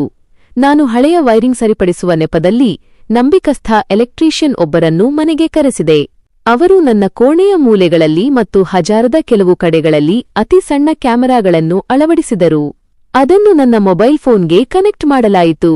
ಈಗ ಮನೆಯಲ್ಲಿ ಏನು ನಡೆಯುತ್ತಿದೆ ಎಂಬುದು ನನ್ನ ಕೈಯಲ್ಲಿರುವ ಫೋನ್ನಲ್ಲಿಯೇ ನೇರವಾಗಿ ಕಾಣಿಸುತ್ತಿತ್ತು. ಆ ಕ್ಯಾಮೆರಾಗಳು ಕೆಲಸ ಮಾಡಲು ಶುರು ಮಾಡಿದ ನಂತರ ರಾಜೀವ್ನ ಚಲನವಲನಗಳು ನನಗೆ ಸ್ಪಷ್ಟವಾಗಿ ಗೋಚರಿಸಲಾರಂಭಿಸಿದವು. ಅವನು ದಿನವಿಡೀ ಏನು ಮಾಡುತ್ತಾನೆ, ಯಾರಿಗೆ ಫೋನ್ ಮಾಡುತ್ತಾನೆ, ಅನನ್ಯ ಜೊತೆ ಏನೆಲ್ಲಾ ಪ್ಲಾನ್ ಮಾಡುತ್ತಾನೆ ಎಂಬುದು ಎಲ್ಲವೂ ದಾಖಲಾಗುತ್ತಿತ್ತು. ಒಂದು ದಿನ ಮಧ್ಯಾಹ್ನ ನಾನು ಹೊರಗೆ ಹೋಗಿದ್ದಾಗ ರಾಜೀವ್ ಮತ್ತೆ ನನ್ನ ಕೋಣೆಗೆ ನುಗ್ಗಿ ಲಾಕರ್ನ ಬೀಗವನ್ನು ಒಡೆಯಲು ಪ್ರಯತ್ನಿಸುತ್ತಿರುವುದು ಕ್ಯಾಮೆರಾದಲ್ಲಿ ಕಂಡುಬಂತು. ನನ್ನ ಫೋನ್ನಲ್ಲಿ ಆ ವಿಡಿಯೋ ನೋಡುತ್ತಿದ್ದರೆ ನನ್ನ ರಕ್ತ ಕುದಿಯುತ್ತಿತ್ತು. ಅವನು ಒಡೆದ ಬೀಗವನ್ನು ಮತ್ತೆ ಸರಿಪಡಿಸಲು ಪ್ರಯತ್ನಿಸುತ್ತಿದ್ದ. ಈ ದೃಶ್ಯಗಳೆಲ್ಲವೂ ಈಗ ನನ್ನ ಬಳಿ ಡಿಜಿಟಲ್ ಸಾಕ್ಷಿಯಾಗಿ ಉಳಿದಿದ್ದವು. ಅರುಣ್ ಅವರಿಗೆ ನಾನು ಈ ವಿಡಿಯೋಗಳನ್ನು ಕಳುಹಿಸಿದಾಗ ಅವರು, ಇದು ಸಾಕು ಕಣಿಕಾ, ನಾವು ಅವನ ಮೇಲೆ ಪೊಲೀಸ್ ದೂರು ದಾಖಲಿಸಲು ಇನ್ನು ಹೆಚ್ಚಿನ ಆಧಾರಗಳ ಅಗತ್ಯವಿಲ್ಲ. ಆದರೆ ಒಂದು ಕೆಲಸ ಮಾಡೋಣ, ಅವನನ್ನು ಸಂಪೂರ್ಣವಾಗಿ ಎಕ್ಸ್ಪೋಸ್ ಮಾಡುವ ಸಮಯ ಸನ್ನಿಹಿತವಾಗಿದೆ. ಈಗ ನಾವು ಶಾಂತವಾಗಿರಬೇಕು ಎಂದು ಸೂಚಿಸಿದರು. ಮನೆಯಲ್ಲಿ ರಾಜೀವ್ ಮತ್ತು ಅನನ್ಯ ಈಗ ನನ್ನನ್ನು ಕಂಡರೆ ಏನೋ ಒಂದು ರೀತಿಯ ಅಸಮಾಧಾನದಿಂದ ನೋಡುತ್ತಿದ್ದರು. ಅವರಿಗೆ ನಾನು ಯಾವುದೋ ವಿಷಯದಲ್ಲಿ ಅವರ ಹಿಡಿತದಿಂದ ತಪ್ಪಿಸಿಕೊಳ್ಳುತ್ತಿದ್ದೇನೆ ಎಂಬ ಸುಳಿವು ಸಿಕ್ಕಿರಬಹುದು. ಒಂದು ದಿನ ಸಂಜೆ ರಾಜೀವ್ ಹಾಲಿನಲ್ಲಿ ಕುಳಿತು ಅನನ್ಯ ಜೊತೆ ಜೋರಾಗಿ ನಗುತ್ತಾ, ಇನ್ನೊಂದು ವಾರ ಅಮ್ಮನ ಹಣ ಬರದಿದ್ದರೆ ನಾವು ಬೇರೆ ದಾರಿ ಹಿಡಿಯಬೇಕಾಗುತ್ತದೆ, ಈ ಮನೆಯನ್ನು ಸುಮ್ಮನೆ ಬಿಡುವುದಿಲ್ಲ ಎಂದು ಅಹಂಕಾರದಿಂದ ಹೇಳುತ್ತಿರುವುದು ನನಗೆ ಕೇಳಿಸಿತು. ಅವನು ನನ್ನನ್ನು ಎಷ್ಟು ಹಗುರವಾಗಿ ತೆಗೆದುಕೊಂಡಿದ್ದಾನೋ ಅಷ್ಟೇ ಅಪಾಯಕಾರಿ ಬಲೆಗೆ ಅವನು ಬೀಳುತ್ತಿದ್ದಾನೆ ಎಂಬುದು ಅವನಿಗೆ ತಿಳಿದಿರಲಿಲ್ಲ. ನಾನು ನನ್ನ ಕೋಣೆಯಲ್ಲಿ ಕುಳಿತು ಅವನು ನನ್ನನ್ನು ಬೆದರಿಸುವ ಪ್ರತಿಯೊಂದು ಕ್ಷಣವನ್ನೂ ದಾಖಲಿಸುತ್ತಿದ್ದೆ. ನಾನು ಕೇವಲ ಅಮ್ಮನಾಗಿ ಉಳಿಯಲಿಲ್ಲ, ನಾನು ನನ್ನ ಅಸ್ತಿತ್ವದ ರಕ್ಷಕಳಾದೆ. ರಾಜೀವ್ನ ಆಸೆಯ ಬಲೆ ಈಗ ಅವನನ್ನೇ ಕಟ್ಟಿಹಾಕುವ ಹಗ್ಗವಾಗುತ್ತಿತ್ತು. ಅವನು ನಡೆಸುತ್ತಿರುವ ಈ ಕಳ್ಳತನದ ಪ್ರದರ್ಶನವೇ ಅವನ ಪತನಕ್ಕೆ ನಾಂದಿಯಾಗಲಿದೆ ಎಂಬ ವಿಶ್ವಾಸ ನನ್ನಲ್ಲಿ ಮನೆ ಮಾಡಿತ್ತು. ಕ್ಯಾಮರಾದ ಕಣ್ಣುಗಳು ಅವನ ಎಲ್ಲಾ ಕಪಟ ನಾಟಕಗಳನ್ನು ಸೆರೆಹಿಡಿಯುತ್ತಿದ್ದವು ಮತ್ತು ನಾನು ಕೇವಲ ಆ ವಿಜಯದ ಘಳಿಗೆಗಾಗಿ ಕಾಯುತ್ತಿದ್ದೆ. ಅಂದು ನಿರ್ಣಾಯಕ ದಿನವಾಗಿತ್ತು. ಅರುಣ್ ಅವರು ಎಲ್ಲವನ್ನೂ ಸಿದ್ಧಗೊಳಿಸಿದ್ದರು. ನಾವು ಆ ದಿನ ರಾಜೀವ್ ಮತ್ತು ಅನನ್ಯರನ್ನು ಮನೆಯ ಹಾಲಿನಲ್ಲಿ ಕುಳಿತುಕೊಳ್ಳಲು ಹೇಳಿದೆವು. ನಾನು ಅಡುಗೆ ಮನೆಯಿಂದ ಹೊರಬರುವಾಗ ನನ್ನ ಕೈಯಲ್ಲಿ ಒಂದು ಟ್ಯಾಬ್ಲೆಟ್ ಇತ್ತು. ಅದರಲ್ಲಿ ಆ ಸಿಸಿಟಿವಿ ದೃಶ್ಯಾವಳಿಗಳ ಸಂಗ್ರಹವಿತ್ತು. ಅನನ್ಯಳ ಮುಖದಲ್ಲಿ ಅಸಮಾಧಾನವಿತ್ತು. ರಾಜೀವ್ ಏನೋ ಅಹಂಕಾರದಿಂದ ನನ್ನನ್ನೇ ನೋಡುತ್ತಿದ್ದ. ರಾಜೀವ್, ಅನನ್ಯ, ಇಂದು ನಿಮ್ಮಿಬ್ಬರೊಂದಿಗೆ ಒಂದು ಮುಖ್ಯವಾದ ವಿಷಯ ಮಾತನಾಡಬೇಕು ಎಂದು ನಾನು ಶಾಂತ ಧ್ವನಿಯಲ್ಲಿ ಹೇಳಿದೆ. ನನ್ನ ಧ್ವನಿಯಲ್ಲಿನ ಗಡಸುತನವನ್ನು ಕಂಡು ಅವರಿಬ್ಬರೂ ಸ್ವಲ್ಪ ಮೌನವಾದರು. ಅರುಣ್ ಅವರು ನನ್ನ ಪಕ್ಕದಲ್ಲೇ ಕುಳಿತಿದ್ದರು. ನಾನು ನನ್ನ ಆಸ್ತಿಯ ಬಗ್ಗೆ ಅಥವಾ ನನ್ನ ಹಣದ ಬಗ್ಗೆ ಇನ್ನು ಮುಂದೆ ಯಾವುದೇ ಚರ್ಚೆ ಮಾಡುವುದಿಲ್ಲ. ಆದರೆ ಈ ಮನೆಯಲ್ಲಿ ಯಾರು ಗೌರವದಿಂದ ಬದುಕಬೇಕು ಮತ್ತು ಯಾರು ವಂಚನೆ ಮಾಡುತ್ತಿದ್ದಾರೆ ಎಂಬುದನ್ನು ನಿಮಗೆ ತೋರಿಸಲು ಬಯಸುತ್ತೇನೆ ಎಂದು ಹೇಳಿ ನಾನು ಟ್ಯಾಬ್ಲೆಟ್ ಅನ್ನು ಅವರ ಮುಂದೆ ಇಟ್ಟೆ. ಅದರಲ್ಲಿ ರಾಜೀವ್ ಲಾಕರ್ ಒಡೆಯುತ್ತಿರುವ ದೃಶ್ಯ, ಅವರ ಅಹಂಕಾರದ ಮಾತುಗಳು ಮತ್ತು ನನ್ನ ವಿರುದ್ಧ ಅವರು ಹೆಣೆದಿದ್ದ ಕುತಂತ್ರಗಳ ವಿಡಿಯೋ ಪ್ಲೇ ಆಗತೊಡಗಿತು. ಅನನ್ಯ ಆ ದೃಶ್ಯಗಳನ್ನು ನೋಡಿ ದಿಗ್ಭ್ರಮೆಗೊಂಡಳು. ಅವಳ ಮುಖದಲ್ಲಿ ಮುಜುಗರ ಮತ್ತು ಅಳು ಒಂದೇ ಬಾರಿ ಮೂಡಿದವು. ರಾಜೀವ್ನ ಮುಖದ ಬಣ್ಣ ಬದಲಾಗುತ್ತಾ ಹೋಯಿತು. ಅವನ ಅಹಂಕಾರ ಕ್ಷಣಾರ್ಧದಲ್ಲಿ ಆವಿಯಾಯಿತು. ಅವನು ಟ್ಯಾಬ್ಲೆಟ್ ಕಸಿದುಕೊಳ್ಳಲು ಪ್ರಯತ್ನಿಸಿದ. ಆದರೆ ಅರುಣ್ ಅವರು ತಕ್ಷಣ ಎದ್ದು ನಿಂತು ಅದನ್ನು ಮುಟ್ಟುವ ಸಾಹಸ ಮಾಡಬೇಡ ರಾಜೀವ್. ಇದರಲ್ಲಿರುವುದು ಕೇವಲ ವಿಡಿಯೋ ಅಲ್ಲ, ನಿನ್ನ ಕ್ರಿಮಿನಲ್ ಕೃತ್ಯಕ್ಕೆ ಸಾಕ್ಷಿ. ಇದರ ಪ್ರತಿಗಳನ್ನು ನಾವು ಈಗಾಗಲೇ ಪೊಲೀಸ್ ಸ್ಟೇಷನ್ಗೆ ಕಳುಹಿಸಿದ್ದೇವೆ ಎಂದು ಗಂಭೀರವಾಗಿ ನುಡಿದರು. ರಾಜೀವ್ನ ಕಾಲಿನ ಬುಡದಲ್ಲಿ ನೆಲವೇ ಕುಸಿದಂತಾಗಿತ್ತು. ಅವನು ಏನೂ ಮಾತನಾಡಲಾಗದೆ ಸುಮ್ಮನೆ ಕುಳಿತುಕೊಂಡ. ಅನನ್ಯ ಅತ್ತ ಕಡೆ ನೋಡಿ, ಅಮ್ಮ, ನಾವು ಇದು ಹೇಗೆ ಎಂದು ಕಣ್ಣೀರು ಹಾಕಿದಳು. ನಾನು ಅವಳ ಕಣ್ಣಿನತ್ತ ನೋಡಿ, ಅನನ್ಯ, ಮಗಳಾಗಿ ನೀನು ನನಗೆ ಗೌರವ ಕೊಡಲಿಲ್ಲ, ಆದರೆ ನಾನು ತಾಯಿಯಾಗಿ ನಿನ್ನನ್ನು ಕ್ಷಮಿಸಬಹುದು. ಆದರೆ ಈ ವಂಚನೆಯನ್ನು ನಾನು ಕ್ಷಮಿಸುವುದಿಲ್ಲ ಎಂದು ಸ್ಪಷ್ಟವಾಗಿ ಹೇಳಿದೆ. ಅರುಣ್ ಅವರು ಪೊಲೀಸ್ ಅಧಿಕಾರಿಗಳಿಗೆ ಕರೆ ಮಾಡಿದ್ದರು. ಕೆಲವೇ ನಿಮಿಷಗಳಲ್ಲಿ ಪೊಲೀಸರು ಮನೆಗೆ ಬಂದರು. ರಾಜೀವ್ನನ್ನು ಕರೆದೊಯ್ಯುವಾಗ ಅವನು ನನ್ನನ್ನೇ ದ್ವೇಷದಿಂದ ನೋಡುತ್ತಿದ್ದ. ಆದರೆ ನನ್ನ ಮನಸ್ಸಿನಲ್ಲಿ ಯಾವುದೇ ಆಕ್ರೋಶವಿರಲಿಲ್ಲ, ಕೇವಲ ಒಂದು ರೀತಿಯ ನಿರಾಳತೆ ಇತ್ತು. ಆ ಮನೆಯಲ್ಲಿ ಇದ್ದ ಆ ಕೃತಕ ಮೌನ ಮತ್ತು ವಂಚನೆ ಅಂದು ಸಂಪೂರ್ಣವಾಗಿ ಕೊನೆಗೊಂಡಿತ್ತು. ಆ ದಿನ ಸಂಜೆ ಮನೆ ತುಂಬಾ ಶಾಂತವಾಗಿತ್ತು. ನನ್ನ ಪತಿಯ ಭಾವಚಿತ್ರದ ಮುಂದೆ ದೀಪ ಹಚ್ಚಿ ನಮಸ್ಕರಿಸಿದಾಗ ಅವರ ಆತ್ಮಕ್ಕೆ ಶಾಂತಿ ಸಿಕ್ಕಿದೆ ಎಂದು ನನಗೆ ಅನ್ನಿಸಿತು. ನಾನು ಆ ಮನೆಯನ್ನು, ನನ್ನ ಪತಿಯ ಕನಸನ್ನು ಉಳಿಸಿಕೊಂಡಿದ್ದೆ. ನನ್ನ ಹೋರಾಟ ಯಶಸ್ವಿಯಾಗಿತ್ತು. ಅರುಣ್ ಅವರು ಹೋಗುವಾಗ, ಕಣಿಕಾ, ನೀನು ಒಬ್ಬಳೇ ದೊಡ್ಡ ಯುದ್ಧ ಗೆದ್ದಿದ್ದೀಯಾ ಎಂದು ಮೆಚ್ಚುಗೆಯಿಂದ ನುಡಿದರು. ಆ ರಾತ್ರಿ ನಾನು ಕಿಟಕಿಯ ಮುಂದೆ ನಿಂತಾಗ ಅಲ್ಲಿ ಯಾವುದೇ ಭಯವಿರಲಿಲ್ಲ. ನಾನು ಒಬ್ಬಳೇ ಆದರೂ ನನ್ನ ಸ್ವಾಭಿಮಾನ ನನ್ನೊಂದಿಗೆ ಇತ್ತು.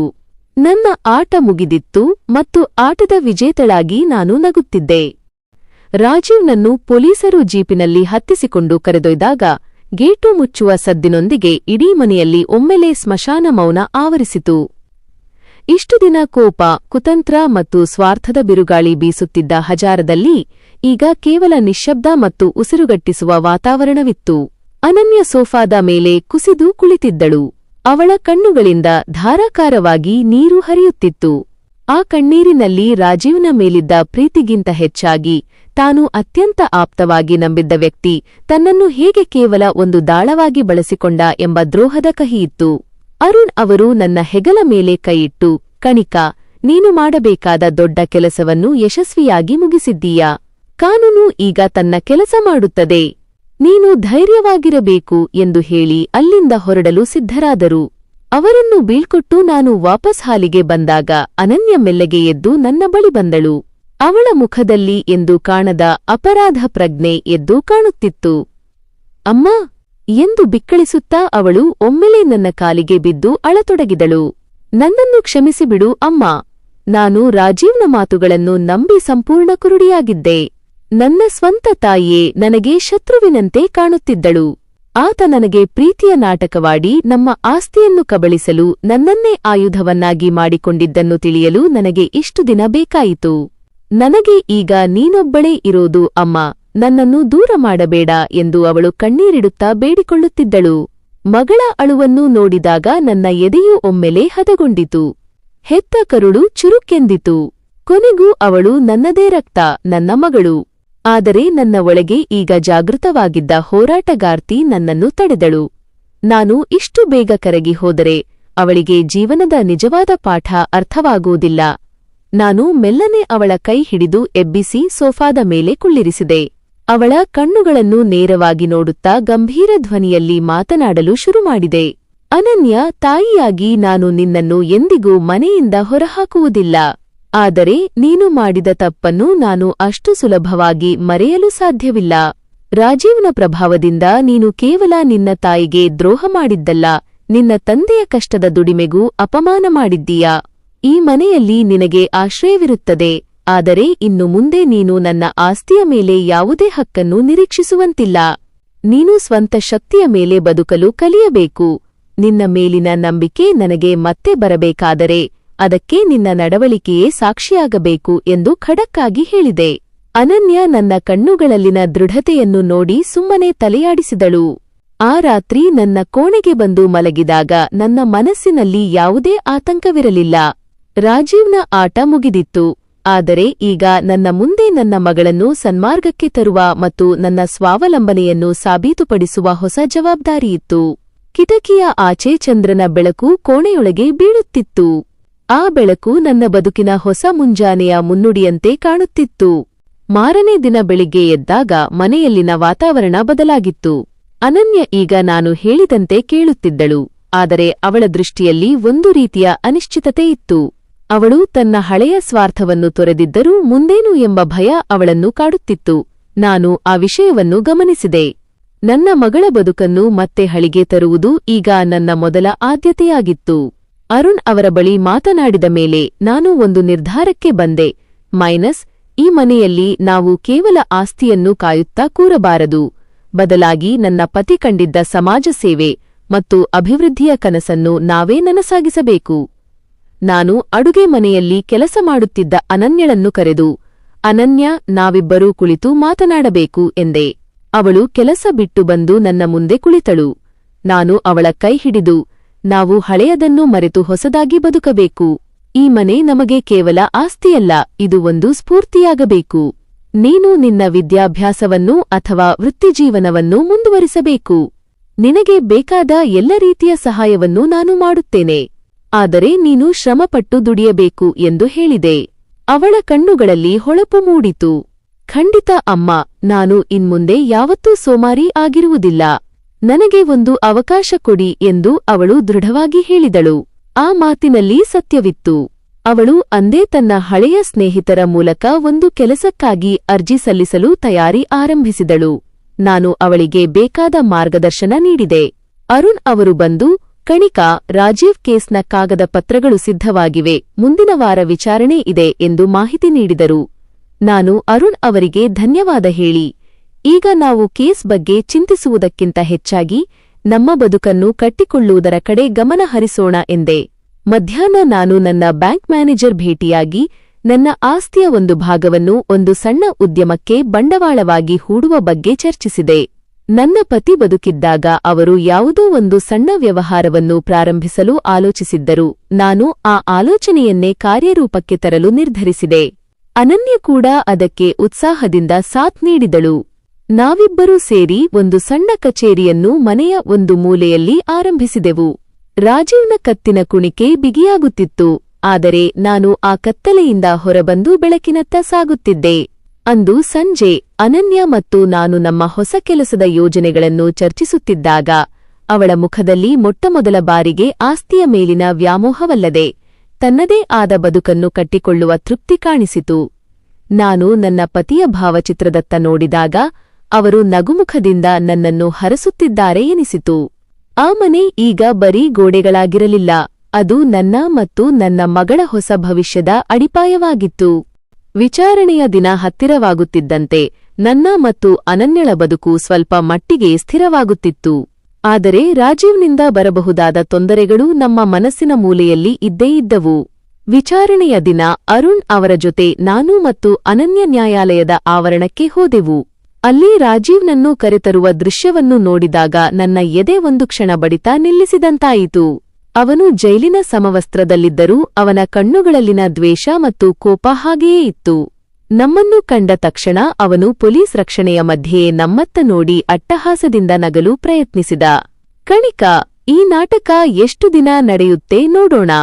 ಅನನ್ಯ, ನಿನ್ನ ತಾಯಿ ನಿನಗೆ ಎಷ್ಟು ಮೋಸ ಮಾಡಿದ್ದಾಳೆ ಎಂಬ ಸತ್ಯ ಗೊತ್ತಾದಾಗ ನೀನು ನನ್ನ ಬಳಿಯೇ ವಾಪಸ್ ಬರುತ್ತೀಯಾ ಎಂದು ಜೋರಾಗಿ ಕೂಗಿದ. ಅವನ ಮಾತುಗಳು ಕೋರ್ಟ್ ಆವರಣದಲ್ಲಿ ಪ್ರತಿಧ್ವನಿಸಿದವು.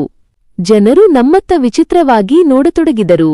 ಅನನ್ಯಳ ಮುಖ ಬಿಳಿಚಿಕೊಂಡಿತು. ಅವಳು ನಡುಗುತ್ತಾ ನನ್ನ ಕೈ ಹಿಡಿದುಕೊಂಡಳು. ನಾನು ಶಾಂತವಾಗಿ ಅವಳತ್ತ ತಿರುಗಿ, ಅನನ್ಯ, ಅವನ ಮಾತುಗಳಿಗೆ ಕಿವಿಗೊಡಬೇಡ.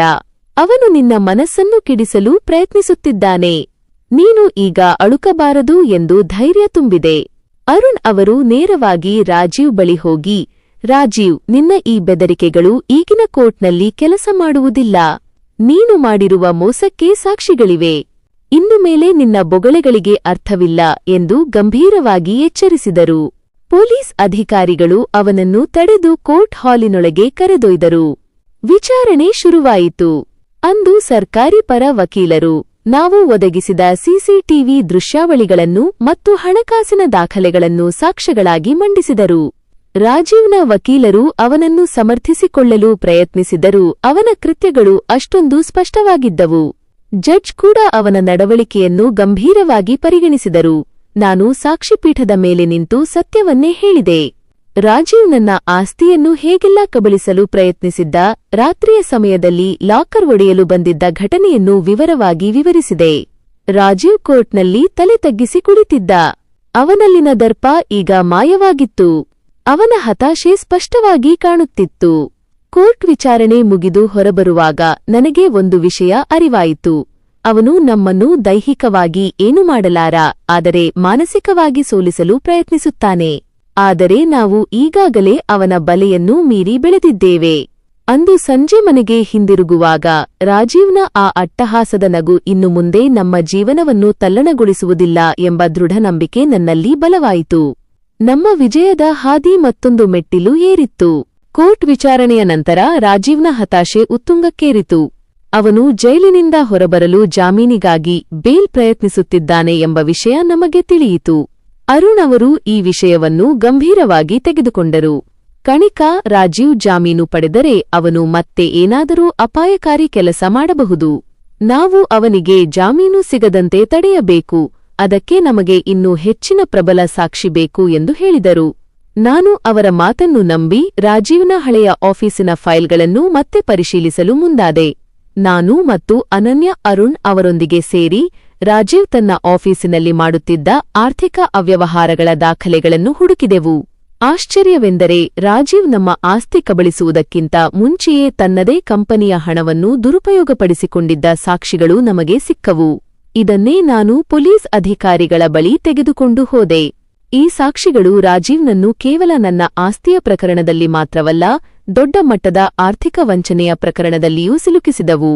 ಜಾಮೀನು ಅರ್ಜಿ ವಿಚಾರಣೆಯ ದಿನ ರಾಜೀವ್ನ ವಕೀಲರು ಅವನು ಮುಗ್ಧ ಎಂದು ವಾದಿಸುತ್ತಿದ್ದರು. ಆದರೆ ನಮ್ಮ ವಕೀಲರು ಈ ಹೊಸ ಸಾಕ್ಷಿಗಳನ್ನು ಮಂಡಿಸಿದಾಗ ನ್ಯಾಯಾಲಯವೇ ಬೆಚ್ಚಿಬಿತ್ತು. ರಾಜೀವ್ನ ಹಿಂದಿನ ಕರಾಳ ಇತಿಹಾಸವನ್ನು ನೋಡಿ ನ್ಯಾಯಾಧೀಶರು ಅವನ ಜಾಮೀನು ಅರ್ಜಿಯನ್ನು ಸಾರಾಸಗಟಾಗಿ ತಿರಸ್ಕರಿಸಿದರು. ಅಂದು ರಾಜೀವ್ ಕೋರ್ಟ್ ಆವರಣದಿಂದ ಜೈಲಿಗೆ ವಾಪಸ್ ಹೋಗುವಾಗ ಅವನ ಮುಖದಲ್ಲಿನ ಹತಾಶೆ ವರ್ಣನಾತೀತವಾಗಿತ್ತು. ಅವನ ಎಲ್ಲಾ ಕುತಂತ್ರಗಳ ಮುಖವಾಡ ಒಂದೊಂದಾಗಿ ಕಳಚುತ್ತಿತ್ತು. ಅಂದು ಮನೆಗೆ ಬರುವಾಗ ಅನನ್ಯಳ ಮುಖದಲ್ಲಿ ಒಂದು ರೀತಿಯ ನಿರಾಳತೆಯಿತ್ತು. ಅಮ್ಮ, ಅಪ್ಪನ ಗೆಳೆಯರಾದ ಅರುಣ್ ಅಂಕಲ್ ಇಲ್ಲದಿದ್ದರೆ ನಾವು ಇವತ್ತು ಈ ಪರಿಸ್ಥಿತಿಯಲ್ಲಿ ಇರುತ್ತಿರಲಿಲ್ಲ ಎಂದು ಅವಳು ಕೃತಜ್ಞತೆಯಿಂದ ಹೇಳಿದಳು. ಅರುಣ್ ಅವರು ನಮ್ಮ ಕುಟುಂಬದ ಸದಸ್ಯರಂತೆಯೇ ನಮಗೆ ಬೆಂಬಲವಾಗಿದ್ದರು. ನಾವು ಅಂದು ಅರುಣ್ ಅವರಿಗೆ ಊಟಕ್ಕೆ ಆಹ್ವಾನಿಸಿದೆವು. ಅರುಣ್ ಬಂದು, ಕಣಿಕಾ, ಇನ್ನು ರಾಜೀವ್ ಹೊರಬರುವ ಪ್ರಶ್ನೆಯೇ ಇಲ್ಲ. ನೀನು ಈಗ ಸಂಪೂರ್ಣವಾಗಿ ಮುಕ್ತಳು ಎಂದರು. ಆ ಮಾತು ನನ್ನ ಕಿವಿಗೆ ಅಮೃತದಂತೆ ಕೇಳಿಸಿತು. ರಾಜೀವ್ನ ಕತ್ತಿನ ಕುಣಿಕೆ ಈಗ ಸಂಪೂರ್ಣವಾಗಿ ಬಿಗಿಯಾದಂತಾಗಿತ್ತು. ಆ ದಿನದ ಗೆಲುವು ಕಾನೂನಿನ ಗೆಲುವು ಮಾತ್ರವಲ್ಲ, ಸತ್ಯದ ವಿಜಯವೂ ಆಗಿತ್ತು. ಆಸ್ತಿ, ಮನೆ, ಮಗಳು ಎಲ್ಲವೂ ಮರಳಿ ನನ್ನ ಹಿಡಿತಕ್ಕೆ ಬಂದಿದ್ದವು ಮತ್ತು ನಾನು ಈಗ ಪೂರ್ಣವಾಗಿ ಸ್ವತಂತ್ರಳಾಗಿದ್ದೆ. ರಾಜೀವ್ನ ಜಾಮೀನು ತಿರಸ್ಕೃತವಾದ ನಂತರದ ದಿನಗಳು ನಮ್ಮ ಪಾಲಿಗೆ ಹೊಸ ಬದುಕಿನ ಉದಯದಂತೆ ಇದ್ದವು. ರಾಜೀವ್ನಿಂದ ಇನ್ನು ಮುಂದೆ ಯಾವುದೇ ತೊಂದರೆ ಇಲ್ಲ ಎಂಬ ನಿಶ್ಚಿಂತತೆ ನಮ್ಮ ಮನೆಯಲ್ಲಿ ಒಂದು ರೀತಿಯ ತಿಳಿನಗುವನ್ನು ಮೂಡಿಸಿತ್ತು. ನಾನು ಆರಂಭಿಸಿದ ಸಣ್ಣ ಉದ್ಯಮವು ಈಗ ವೇಗವಾಗಿ ಬೆಳೆಯುತ್ತಿತ್ತು. ಅನನ್ಯಳ ಶ್ರಮ ಮತ್ತು ಆಸಕ್ತಿ ಅದಕ್ಕೆ ಹೆಚ್ಚಿನ ಬಲ ತುಂಬಿತ್ತು. ಅಮ್ಮ ಮಗಳ ನಡುವಿನ ಅಂತರ ಮಾಯವಾಗಿ ಈಗ ನಾವು ಗೆಳತಿಯರಂತೆ ನಮ್ಮ ಭವಿಷ್ಯದ ಯೋಜನೆಗಳನ್ನು ರೂಪಿಸುತ್ತಿದ್ದೆವು. ಒಂದು ದಿನ ಬೆಳಿಗ್ಗೆ ನಾನು ಕಿಟಕಿಯ ಬಳಿ ನಿಂತು ಹೊರಗಿನ ದೃಶ್ಯವನ್ನು ನೋಡುತ್ತಿದ್ದೆ. ಪಕ್ಕದ ತೋಟದಲ್ಲಿ ಅರಳಿದ್ದ ಹೂವುಗಳು, ಗಾಳಿಯಲ್ಲಿ ತೇಲಿಬರುತ್ತಿದ್ದ ಮಲ್ಲಿಗೆಯ ಪರಿಮಳ ಮತ್ತು ಮನೆಯ ಹೊರಗೆ ಮಕ್ಕಳ ನಗು ಇವೆಲ್ಲವೂ ನನಗೆ ಒಂದು ಹೊಸ ಪ್ರಪಂಚದಂತೆ ಕಾಣುತ್ತಿದ್ದವು. ಒಂದು ಕಾಲದಲ್ಲಿ ಇದೇ ಕಿಟಕಿಯ ಮರೆಯಲ್ಲಿ ನಿಂತು ನಾನು ನನ್ನ ಆಸ್ತಿಯನ್ನು, ಅಸ್ತಿತ್ವವನ್ನು ಕಳೆದುಕೊಳ್ಳುತ್ತಿದ್ದೇನೆ ಎಂದು ಅಳುತ್ತಿದ್ದೆ. ಇಂದು ಅದೇ ಜಾಗದಲ್ಲಿ ನಿಂತಾಗ ನನ್ನಲ್ಲಿ ಆಳವಾದ ತೃಪ್ತಿಯಿತ್ತು. ಅನನ್ಯ ಬಂದು ನನ್ನ ಪಕ್ಕದಲ್ಲಿ ನಿಂತು, ಅಮ್ಮ, ನಿನ್ನೆ ಅರುಣ್ ಅಂಕಲ್ ಬಂದಿದ್ದರು. ನಮ್ಮ ಉದ್ಯಮದ ಮುಂದಿನ ವಿಸ್ತರಣೆಗಾಗಿ ಅವರು ತುಂಬಾ ಸಹಾಯ ಮಾಡ್ತಿದ್ದಾರೆ. ನಿಜಕ್ಕೂ ಅವರು ನಮಗೆ ದೇವರು ಕೊಟ್ಟ ಉಡುಗೊರೆ ಎಂದು ಹೇಳಿದಳು. ನಾನು ಅವಳ ಕೈ ಹಿಡಿದು, ಹೌದು ಮಗಳೇ, ಆದರೆ ನಮ್ಮಲ್ಲಿನ ಧೈರ್ಯವೇ ನಮ್ಮನ್ನು ಕಾಪಾಡಿದ್ದು. ನಾವೇನಾದರೂ ಹೆದರಿ ಸುಮ್ಮನಾಗಿದ್ದರೆ ಇವತ್ತು ಈ ಮನೆ ಮತ್ತು ನಮ್ಮ ಬದುಕು ರಾಜೀವ್ನ ಪಾಲಾಗುತ್ತಿತ್ತು. ಸಂಕಷ್ಟಗಳು ಬರುವುದು ನಮ್ಮ ಶಕ್ತಿಯನ್ನು ಪರೀಕ್ಷಿಸಲು ಮಾತ್ರ ಎಂದೆ. ನನ್ನ ಪತಿಯ ಭಾವಚಿತ್ರದ ಮುಂದೆ ದೀಪ ಹಚ್ಚಿ ನಮಸ್ಕರಿಸಿದಾಗ ಅವರ ಕಣ್ಣುಗಳಲ್ಲಿ ನನಗೆ ಅಪ್ರತಿಮ ಗೌರವ ಕಾಣಿಸುತ್ತಿತ್ತು. ನಾನು ನನ್ನ ಆಸ್ತಿಯನ್ನು, ಮನೆಗೆ ಅಂಟಿದ್ದ ಕಳಂಕವನ್ನು ದೂರಗೊಳಿಸಿ ಅದನ್ನು ಮತ್ತೆ ಪವಿತ್ರವಾಗಿಸಿದೆ. ಇನ್ನು ಮುಂದೆ ಈ ಮನೆಯಲ್ಲಿ ವಂಚನೆಗೆ ಜಾಗವಿಲ್ಲ, ಪ್ರೀತಿ ಮತ್ತು ಶ್ರಮಕ್ಕೆ ಮಾತ್ರ ಆದ್ಯತೆ. ನನ್ನ ಮಗಳು ಅನನ್ಯ ಈಗ ಸಂಪೂರ್ಣವಾಗಿ ಬದಲಾಗಿದ್ದಾಳೆ. ಅವಳು ತನ್ನ ಸ್ವಂತ ಕಾಲ ಮೇಲೆ ನಿಲ್ಲಲು ಕಲಿಯುತ್ತಿದ್ದಾಳೆ. ಜೀವನವು ನಮಗೆ ಯಾವಾಗಲೂ ಒಂದೇ ರೀತಿಯ ಸುಖವನ್ನು ನೀಡುವುದಿಲ್ಲ. ಆದರೆ ಬಿರುಗಾಳಿಯ ನಂತರ ಬರುವ ಶಾಂತಿಯನ್ನು ಅನುಭವಿಸಬೇಕಾದರೆ ಆ ಬಿರುಗಾಳಿಯನ್ನು ಧೈರ್ಯದಿಂದ ಎದುರಿಸಬೇಕು. ನಾನು ಆ ಹೋರಾಟವನ್ನು ಗೆದ್ದಿದ್ದೆ.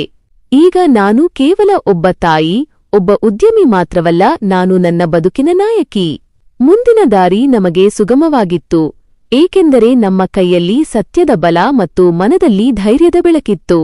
ನನ್ನ ಪತಿಯ ಕನಸಿನ ಮನೆಯಲ್ಲಿ ಇಂದು ನೆಮ್ಮದಿಯ ನಗು ಮನೆ ಮಾಡಿತ್ತು. ನನ್ನ ಹೋರಾಟದ ಪಯಣ ಇಲ್ಲಿಗೆ ಸುಖಾಂತ್ಯವಾಯಿತು. ಸ್ನೇಹಿತರೆ, ಇಂದಿನ ಈ ಕಥೆ ಕೇವಲ ಒಂದು ಕುಟುಂಬದ ಕಥೆಯಲ್ಲ. ಇದು ನಮ್ಮ ಸಮಾಜದಲ್ಲಿ ಹಣ ಮತ್ತು ಆಸ್ತಿಯ ವ್ಯಾಮೋಹಕ್ಕೆ ಬಲಿಯಾಗುತ್ತಿರುವ ಅದೆಷ್ಟೋ ಸಂಬಂಧಗಳ ಕನ್ನಡಿ. ಕಣಿಕಾಳ ಬದುಕು ನಮಗೆ ಒಂದು ದೊಡ್ಡ ಸತ್ಯವನ್ನು ಕಲಿಸುತ್ತದೆ: ವಂಚನೆಯಿಂದ ಗಳಿಸಿದ ಆಸ್ತಿ ಶಾಶ್ವತ ಸುಖವನ್ನು ನೀಡಲಾರದು. ಇಂದಿನ ದಿನಗಳಲ್ಲಿ ಮನುಷ್ಯನ ಮನಸ್ಥಿತಿ ಎಷ್ಟರ ಮಟ್ಟಿಗೆ ಬದಲಾಗಿದೆ ಎಂದರೆ, ತಾನು ಬೆಳೆದ ಮಣ್ಣಿಗೆ, ಹೆತ್ತ ತಾಯಿಗೆ, ಬೆಳೆಸಿದ ಸಂಬಂಧಗಳಿಗೆ ಬೆಲೆಯಿಲ್ಲದಂತಾಗಿದೆ. ಹಣದ ಮೇಲಿನ ಅತಿಯಾದ ಆಸೆ ಮನುಷ್ಯನನ್ನು ದಾರಿತಪ್ಪಿಸುತ್ತದೆ, ಅವನ ವಿವೇಕವನ್ನು ಮರೆಸುತ್ತದೆ. ಆದರೆ ಸತ್ಯ ಮತ್ತು ಪ್ರಾಮಾಣಿಕತೆ ಎಂಬ ಎರಡು ಶಕ್ತಿಗಳು ನಮ್ಮೊಂದಿಗಿದ್ದರೆ ಎಂತಹ ಬಿರುಗಾಳಿಯನ್ನು ಎದುರಿಸಿ ನಿಲ್ಲುವ ಸಾಮರ್ಥ್ಯ ನಮಗೆ ಬರುತ್ತದೆ. ನೆನಪಿಡಿ, ಬದುಕು ಎಂದರೆ ಕೇವಲ ಬ್ಯಾಂಕ್ ಬ್ಯಾಲೆನ್ಸ್ ಅಥವಾ ಆಸ್ತಿಯಲ್ಲ. ನಾವು ಗಳಿಸುವ ವಿಶ್ವಾಸ, ನಾವು ಕಟ್ಟಿಕೊಳ್ಳುವ ಬಾಂಧವ್ಯ ಮತ್ತು ಕಷ್ಟದ ಸಮಯದಲ್ಲಿ ನಮ್ಮೊಂದಿಗೆ ನಿಲ್ಲುವ ಸತ್ಯ. ರಾಜೀವ್ನಂತಹವರು ಬದುಕಿನುದ್ದಕ್ಕೂ ಮೋಸವನ್ನು ಹುಡುಕುತ್ತಾ ಸೋಲುತ್ತಾರೆ, ಆದರೆ ಕಣಿಕಾಳಂತಹ ಧೀರ ಮನಸ್ಸುಗಳು ಸಂಕಷ್ಟವನ್ನು ಸೋಲಿಸಿ ಗೆಲ್ಲುತ್ತಾರೆ. ಆದ್ದರಿಂದ ಸಂಬಂಧಗಳನ್ನು ಹಣದ ಅಳತೆಗೋಲಿನಿಂದ ನೋಡಬೇಡಿ. ನಿಮ್ಮ ಬದುಕಿನಲ್ಲಿ ಅಡೆತಡೆಗಳು ಬಂದಾಗ ಧೈರ್ಯಗುಂದಬೇಡಿ, ಬದಲಾಗಿ ನಿಮ್ಮಲ್ಲಿರುವ ಶಕ್ತಿಯನ್ನು ನಂಬಿ. ಯಾಕೆಂದರೆ ಸಂಕಷ್ಟಗಳು ಬರುವುದು ನಮ್ಮನ್ನು ತುಳಿಯಲು ಅಲ್ಲ, ಬದಲಾಗಿ ನಮ್ಮೊಳಗಿರುವ ಅಡಗಿದ ಶಕ್ತಿಯನ್ನು ಜಾಗೃತಗೊಳಿಸಲು. ಈ ಕಥೆಯ ಬಗ್ಗೆ ನಿಮ್ಮ ಅನಿಸಿಕೆಗಳೇನು? ಹಣಕ್ಕಾಗಿ ಅಥವಾ ಆಸ್ತಿಗಾಗಿ ಮನುಷ್ಯರು ಯಾವ ಮಟ್ಟಕ್ಕೆ ಇಳಿಯುತ್ತಾರೆ ಎಂದು ನೀವು ಭಾವಿಸುತ್ತೀರಾ? ಅಂತಹ ಸಂದರ್ಭದಲ್ಲಿ ನೀವು ಯಾರನ್ನಾದರೂ ನಂಬಿ ಮೋಸ ಹೋಗಿದ್ದೀರಾ? ನಿಮ್ಮ ಅಭಿಪ್ರಾಯಗಳನ್ನು ತಪ್ಪದೇ ಕಾಮೆಂಟ್ ಬಾಕ್ಸ್ನಲ್ಲಿ ತಿಳಿಸಿ. ನಿಮಗೆ ಈ ಕಥೆ ಇಷ್ಟವಾಗಿದ್ದರೆ ಲೈಕ್ ಮಾಡಿ ಮತ್ತು ನಿಮ್ಮ ಸ್ನೇಹಿತರೊಂದಿಗೆ ಹಂಚಿಕೊಳ್ಳಿ.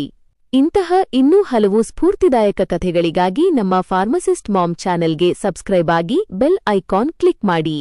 ಮುಂದಿನ ಕಥೆಯೊಂದಿಗೆ ಮತ್ತೆ ಸಿಗೋಣ. ನಮಸ್ಕಾರ.